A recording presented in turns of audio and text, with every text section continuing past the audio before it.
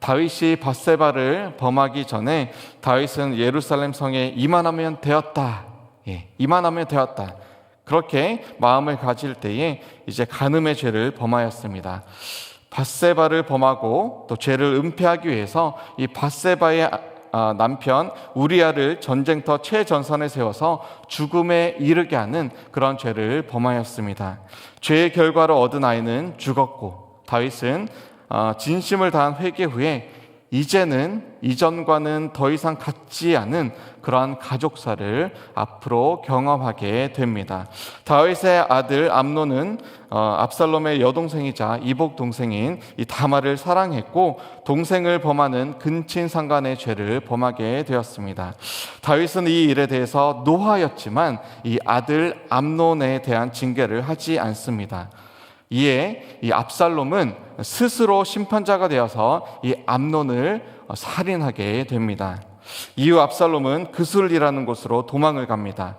요압은 다윗 왕의 명령에 압살롬을 왕에게 데리고 옵니다. 다윗은 압살롬의 얼굴을 무려 2년 동안 보지 않습니다. 압살롬은 반쪽짜리 용서를 받아들이지 않고 오히려 그 속에서 그 2년 동안 반란에 대한 야욕을 키우기 시작합니다. 그리고 오늘 드디어 이 반란의 구체적인 계획을, 그가 꾸며왔던 그 일을 이제 하나씩 실행에 옮기기 시작합니다. 보통 이 사무엘 하의 이야기를 대하면 압살롬을 판단하기 바쁘지 내 안에 있는 이 압살롬의 죄성을 발견하는 이 반면교사로 잘 삼지는 않는 것 같습니다. 그런데 압살롬을 보면 볼수록 내 안에 숨어있는 그런 죄 덩어리, 그 죄성이 곧 하나님이 없다면 언제라도 드러나고 나타날 수 있는 그러한 모습이 이 압살롬의 행보에서 보입니다. 오늘 말씀을 통해서 정말 하나님 앞에 겸손하게 내 안에 있는 그런 압살롬을 발견하며 하나님의 빛 가운데 걸어가서 압살롬의 길로 행하지 않는 그러한 지혜를 저와 여러분들이, 그런 하나님의 은혜를, 은총을 받는 저와 여러분들이 다 되시기를 주님의 이름으로 축원합니다. 14장 마지막 절에 다윗 왕이 압살롬을 부르는 장면이 나옵니다. 압살롬은 이 반란에 대한 마음을 철저하게 꽁꽁 숨긴 채로 왕 앞에서 얼굴을 땅에 대어서 절을 합니다. 이 얼굴을 땅에 대어서 절을 하는 것은 보통 이 죄인이 혹은 신하가 혹은 별 볼 일 없는 힘없는 평민이 왕 앞에서 하는 그러한 제스처입니다. 다윗은 아들 압살롬을 얼른 일으켜서 그와 입을 맞춥니다. 가족이나 정말 가까운 친척과만 할 수 있는 이 친밀함의 표시를 압살롬에게 지금 하고 있습니다. 다윗도 2해 동안 이 아들의 얼굴을 보지 않으면서 그 마음이 얼마나 아프고 괴로웠겠습니까? 비록 암논을 죽였지만 이 누이 다말을 위해서 정의를 행했다라고 믿고 있는 이 압살롬을 생각하면 자신의 그러한 옛 모습이, 또 자신의 죄가 투영되는 듯합니다.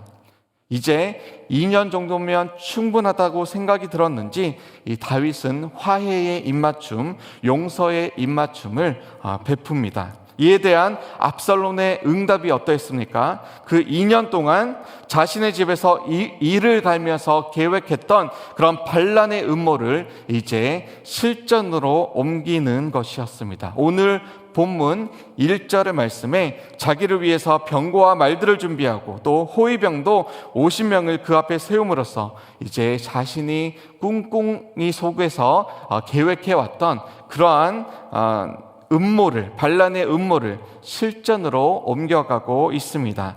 사무엘 선지자를 통해서 이스라엘 왕들은 말과 병거를 세우는 대신에 하나님을 철저하게 의지하라고 말씀하였지만 압살롬은 주변 나라들의 방법을 그대로 흉내냅니다. 하나님이 아닌 자신이 결정권자, 곧 하나님의 자리에 서기 시작합니다. 호위병 50명도 압살롬 당시 이 주변국의 호위병의 숫자가 대략 50명 정도였음을 감안할 때에 똑같이 그런 이방 나라의 힘을, 그 세력을 그대로 과시하며 그러한 모습을 답습합니다.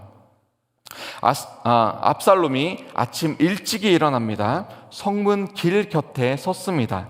그 누구도 아직 일어나지 않는 시간에 왕의 아들, 곧 인물도 14장에 의하면 너무너무 빼어나고 누가 봐도 정말 탑배우 저리 가라는 그러한 수려한 외모를 가진 이 압살롬이 성문에 지켜섰습니다. 다윗에게 향하는 사람들의 마음을 훔치는데 이보다 좋은 방법이 없는 듯합니다. 여러분이 길을 가고 있는데 정말 멋지게 생긴 그러한 왕자가 여러분에게 이렇게 물어보는 겁니다. 어디서 혹시 오고 계십니까? 와, 멀리서 오셨네요. 힘드셨겠습니다. 무슨 어려운 일이 있으십니까?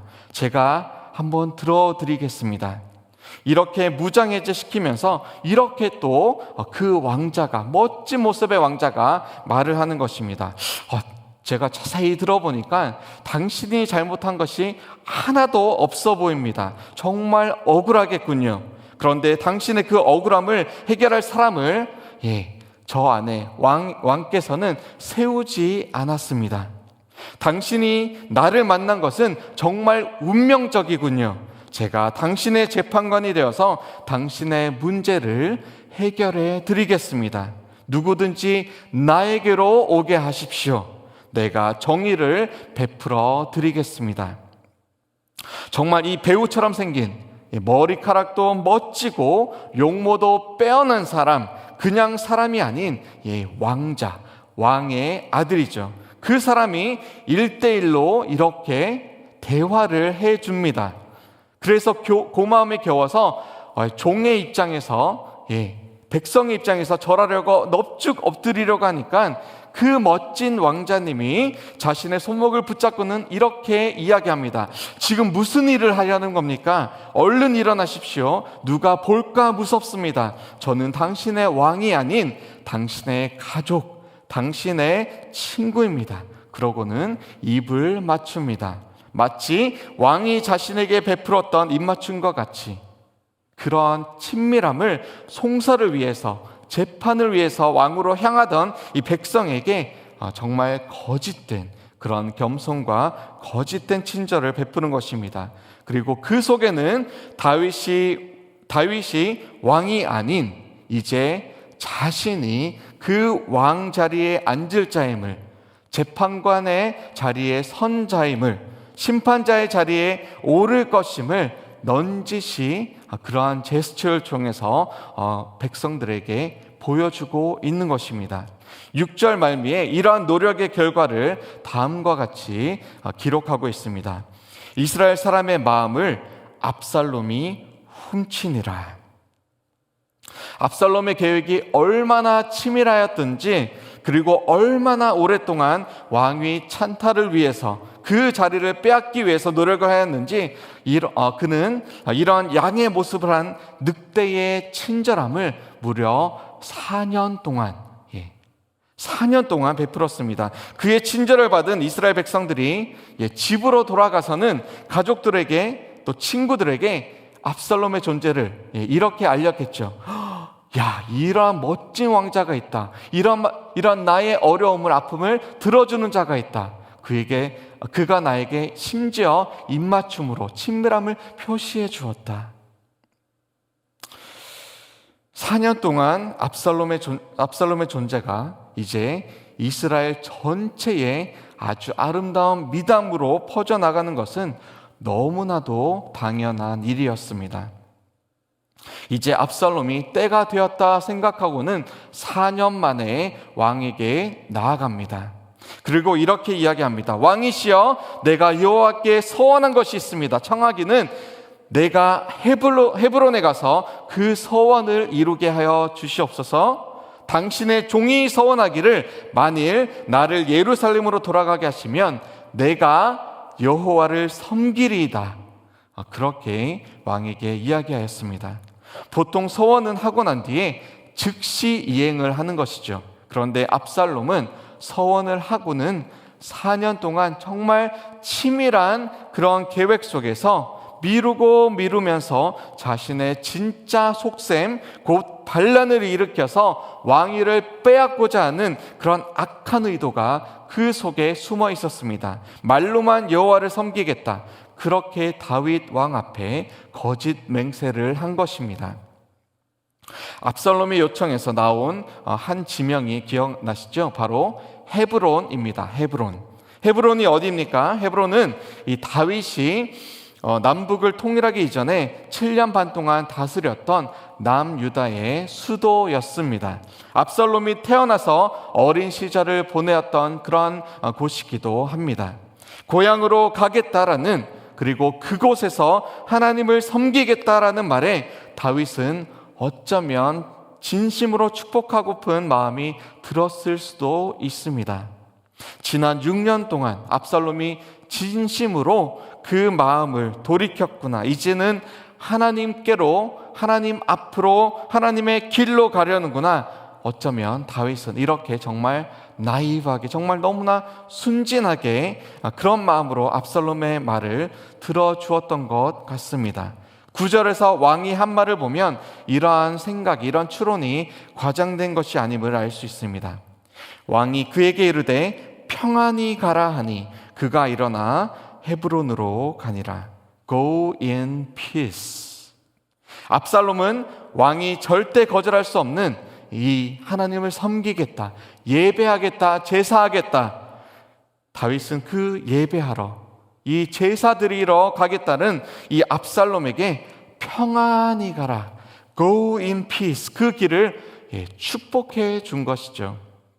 압살롬은 하나님을 경외함을, 하나님을 예배함을, 하나님께 제사 드림을 이렇게 포장하여서, 이용하여서 자신의 목적과 동기를 철저히 숨기는 데 이용하였습니다. 사용하였습니다. 이렇게 엄청난 악한 거짓을 행하였습니다. 이제 압살롬은 정말 재빠르게 행동합니다. 그가 정탐꾼들을 모든 지파들에게 보냅니다. 그들에게 이렇게 이야기하면서 모든 곳으로 보내죠. 나팔 소리를 들으면 곧 이렇게 말하라. 압살롬이 헤브론에서 왕이 되었다. 다윗이 헤브론에서 예루살렘으로 그 수도를 옮길 때에 헤브론 주민들의 마음을 많이 잃었을 것입니다. 수도가 옮겨진다고, 서울에서 다른 어떤 곳으로 옮겨진다고 서울 사람들이 얼마나 서운했겠습니까? 헤브론에서 태어나서 어린 시절을 보낸 이 압살롬이 이제 자신을 기억하고 돌아와서 헤브론에서 왕이 되려는 그 압살롬을 보면서 헤브론 사람들, 헤브론에 살던, 남아있던 그 주민들이 어쩌면 다윗과 함께 누렸던 이 강력한 7년 반 동안의 그러한 왕권, 또 그 수도의 힘, The Great 헤브론을 다시금 꿈꿨을지도 모르겠습니다. 압살롬은 이 사람들의 심리를 정확히 꿰차고 있었고, 그것을 최대한으로 이용할 수 있는 그 계략을 이렇게 치밀한 계획 속에서 하나하나 실행하고 있는 것입니다. 압살롬은 이 무고한 예루살렘 사람 200명, 무려 200명을 데리고 이 헤브론으로 데려갔습니다. 무슨 일인지 정확히는 모르지만 이 압살롬이 가자고 하니까 그저 따라갔습니다. 왕도 Go in peace, 평안히 가라, 그곳에. 압살롬이 정확한 이유는 말하지 않았지만 다윗이 이렇게 평안히 가라 인정해 주니까 같이 갑니다. 무려 200명이. 압살롬이 한 명 한 명 직접 선택한 사람들입니다. 어중이 떠중이 그냥 보통 사람들 데려간 것 아니겠죠. 그런데 이제 이 헤브론 성으로 들어간 이상에 누구의 권력 아래 묶이게 됩니까? 이 압살롬의 권력 안에 잡히게 됩니다. 인질로 바뀌게 됩니다. 압살롬이 반란을 일으킬 때에 압살롬이 헤브론의 왕이 되었다, 그 소리가, 나팔 소리가 부러질 때에 다윗을 도와서 그것을 재빨리 막아야 할 그 다윗의 신하였던 그 200명이 이제는 압살롬의 손에 꽉 붙잡히게 된 것입니다. 압살롬은 이제 사람을 보내어서 다윗의 가장 중요한 신하 중에 한 명이었던 이 전략 사령관쯤 되는 모사인 아히도벨을 청하여 오게 합니다. 다윗의 최측근이었던 이 아히도벨은 이제 등을 돌려서 압살롬의 반역의 중심에 서게 됩니다. 아히도벨이 어떻게 그럴 수 있나? 다윗의 전략 사령관이 가장 가까운 신하가 어떻게 하루아침에 그런 선택을 할 수 있는가? 의문을 던질 수 있습니다. 그런데 이 아히도벨의 과적 관계를 보면 그 의문이 해소가 됩니다. 이해가 됩니다. 아히도벨의 손녀가 바로 밧세바요. 그리고 손녀 밧세바의 남편이 우리야였습니다. 자연 다윗이 힘이 있을 때는 다윗과 함께 하였지만 그 마음속의 빚, 그 마음속의 아픔, 손녀와 손녀의 남편을 잃은 그 아픔, 그 빚진 마음, 이제 압살롬이 실세가 되어가는 그 장면들을 옆에서 이렇게 지켜보면서 압살롬과 함께 하기로 이제는 그 마음을 변절하여서 그 결정함으로 그 마음의 빚을 청산하기로 작정하는 것입니다. 호위병 50명과 청함받은 200명과 전략사령관 아히도벨과 4년 동안 압살롬의 입맞춤을 받은 수많은 이스라엘 백성들, 그리고 이 모든 것을 계획하고 하나씩 실행해가는 준수한 인물의 수련 외모의 이 압살롬, 그는 그렇게 스스로 왕이 되기로 작정하였고 사람을 속이며 하나님을 속이려고 하는 그러한 엄청난 죄악을 벌이기 시작하였습니다. 그는 하나님의 이름을 이용하였지만 결코 하나님을 경외하지는 않았습니다. 하나님이 세우신 기름 부은 왕을 인정하는 대신에 자신이 스스로 왕이 되고자 하였습니다. 그는 세상의 방법으로 높아지고자 하였습니다. 하지만 이 모든 것은 그의 비참한 최후를 더욱 공고히 할 뿐이었습니다. 말씀을 맺으면서 혹시 우리 안에, 저와 여러분들의 마음속에 이 압살롬과 같은 주도 면밀함은 없습니까? 하나님을 위한다고 하면서도 실상은 내가 중심이 되고 무엇인지 나를 위해서, 내 이름을 위해서, 나의 힘과 나의 명예를 위해서 달려가고 있지는 않습니까? 다른 사람들에게 베푸는 어떠한 그 선의가 사람들의 눈에는 선하지만 하나님의 눈에는 위선적으로 비치는 그러한 가식은 아닙니까? 세상의 방법으로 철저히 살아가고 있지만 하나님의 영광을 위함이다 외치면서 도리어 하나님의 의를 해치고 있지는 않습니까? 하나님을 위해 달려가고자 하면서 사람들을 모으고 있지만 정작 그 속에는 내가 왕이 되고자 하는 그러한 압살롬과 같은 악한 계략이 혹시나 숨어 있지는 않습니까? 오늘 말씀 속에서 내 안에 있는 압살롬을 발견하고 우리가 하나님 앞에 정말 철저히 회개함으로 나아갔으면 좋겠습니다. 사람의 마음을 위해서 살아가는 대신에 하나님의 마음을 얻으면서 하나님의 심정을 깊이 헤아리면서 정말 하나님의 그 깊으신 선하신 뜻대로 살아가시는 저와 여러분들 다 되시기를 주님의 이름으로 축원합니다. 함께 기도하시겠습니다. 하나님 감사합니다. 오늘 사무엘하 15장 1절로 12절 말씀을 찬찬히 살펴보면서 하나님 이 압살롬의 모습 속에서 정말 나의 그 마음속 깊이 있는 뿌리 깊은 그런 죄성을 발견하게 됩니다. 하나님을 위한다고 하면서 나를 위해서 철저하게 나의 영광을 위해서, 나의 이름을 위해서, 나의 그런 만족을 위해서 살아가고 있지는 않습니까? 하나님, 그런 가식을 벗어버리고 그리스도 예수 안에 우리가 새로워지며 주님 겉과 속이 같고 안과 밖이 같으며 사람 앞에서나 하나님 앞에서 철저하게 한결같은 모습으로 살아가는 하나님의 사람으로 살아갈 수 있도록 주여 은혜 베풀어 주시옵소서, 긍휼을 베풀어 주시옵소서. 감사드리며 예수 그리스도 이름으로 기도합니다. 아멘.